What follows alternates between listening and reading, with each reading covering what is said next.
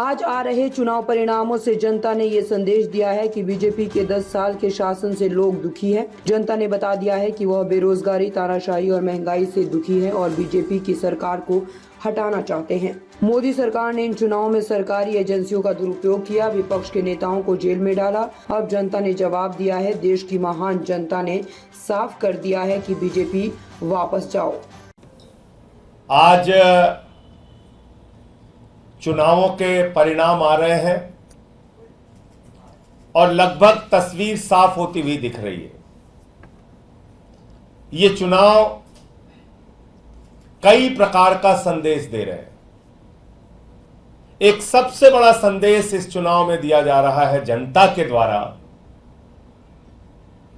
कि 10 साल के भारतीय जनता पार्टी के शासन से लोग दुखी हैं, परेशान हैं और वो इस सरकार को हटाना चाहते हैं। महंगाई से दुखी हैं, बेरोजगारी से दुखी हैं, तानाशाही से दुखी हैं। जिस तरह से इस चुनाव में धनबल का इस्तेमाल किया गया, जिस तरह से इस चुनाव में ईडी तंत्र का इस्तेमाल किया गया, सीबीआई के तंत्र का इस्तेमाल किया गया, इनकम टैक्स के तंत्र का इस्तेमाल किया गया, पुलिस के तंत्र का इस्तेमाल किया गया, सारे विपक्ष को पकड़ पकड़ के जेल में डाला गया। हमारी पार्टी के मुखिया अरविंद केजरीवाल सहित हमारे शिक्षा मंत्री, हमारे स्वास्थ्य मंत्री मनीष सिसोदिया और सत्येंद्र जैन को जेल में डाला गया। पूरे चुनाव को प्रभावित करने की एक गहरी साजिश रची गई।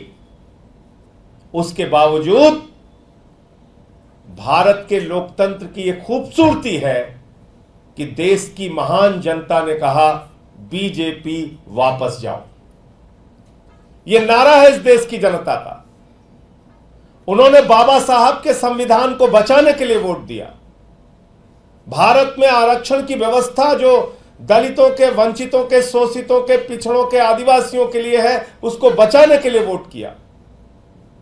और अभी तक के जो नतीजे सामने आ रहे हैं, भारतीय जनता पार्टी को बहुमत होता हुआ नहीं दिख रहा है और पिछले बार की तुलना में लगभग 60 सीटें बीजेपी की कम हो रही हैं।